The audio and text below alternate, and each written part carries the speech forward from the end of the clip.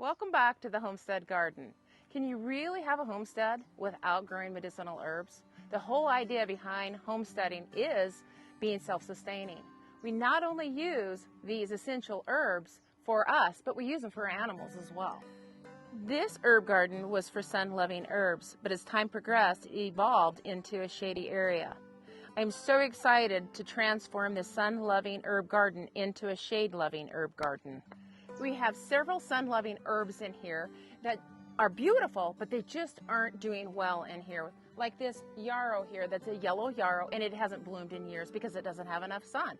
But we've also added some other plants like the anise hyssop and the skullcap, and they're doing beautifully in here.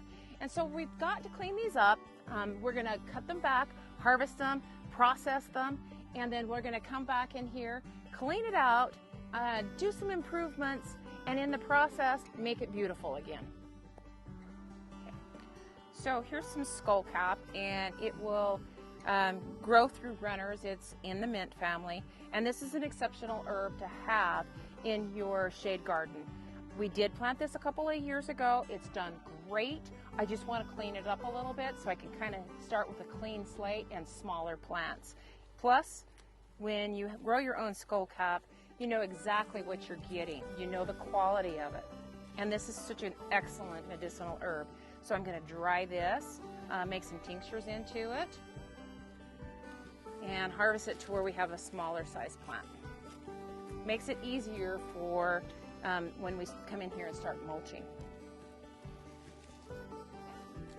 There's some St. John's wort in here, and I don't think that I want it in here because it doesn't grow as aggressively as I like it to for harvesting the flowers off of it. So I'm going to go ahead and cut it back, but I'm going to transplant it into a sunnier spot rather than waste the plant. But it'll do better if I cut it back. If they don't make it, it's all right. They weren't that healthy in here anyways because they weren't getting enough sun. I do have more that I hate wasting when I could possibly use it somewhere else.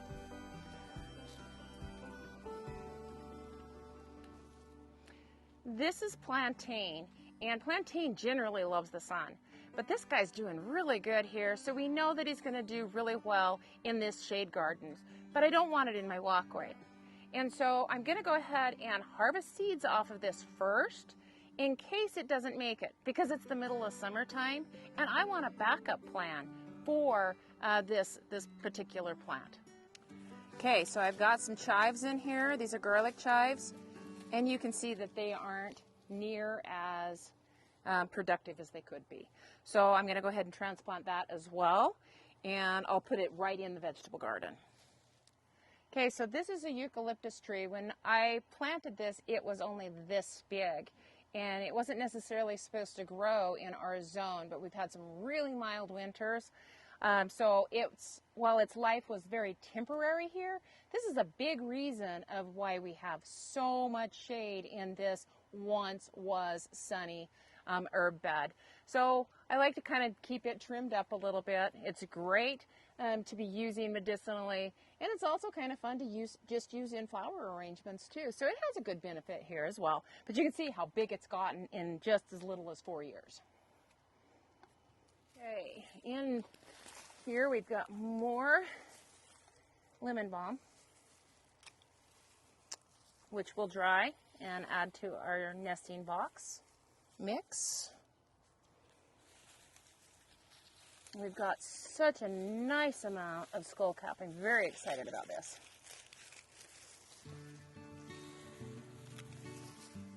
It seems to really love this location, which is always great when you can find a plant that just loves its little ecosystem, because every yard has one. In here I have some little bark pieces, and I'm using those to step on. It's not exactly the best choice, so we're going to figure something else out for that. And then this sweet woodruff, I'm going to take it all the way back to about 5 inches. We'll dehydrate this. This makes an excellent tea. It's a little dusty, so I'm gonna go ahead and rinse this off before I dehydrate it.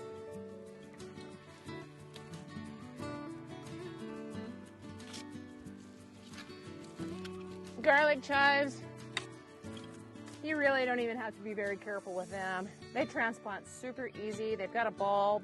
They don't care if you do it in the middle of winter. They don't care if you do it in the middle of summer. So we've got them all over the place. I could transplant this, or I could share it with a friend.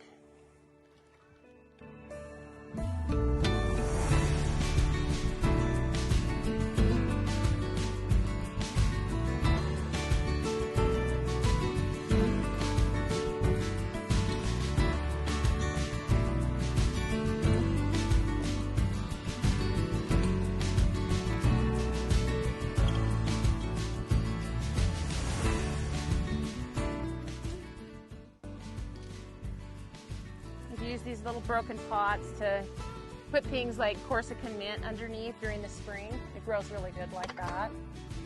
And it just adds some interest in here. The soil looks so good. Soft, dark.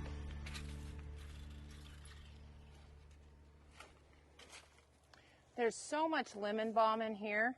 I never planted it in here. It just reseeded itself. Just through the process of probably blowing in, or maybe, you know, being tracked by my shoes, the seeds, or animals. Lemon balm can be pretty aggressive, but it hasn't been too bad in here, and mostly because this is such a shady location, lemon balm doesn't grow super well. But, you know, I hate to waste it, and so I'm going to go ahead and use it. And there's a lot of it in here, so it might even give us enough supply for the chickens for the rest of the year. This is some self-heal. It is past its prime, but we're going to go ahead and just kind of clip it off, and I'll probably throw this in with the chicken mix as well. It's really not going to have super high benefits medicinally, because you want it to be nice and purple when you harvest it, but I'm going to go ahead and use it rather than waste it.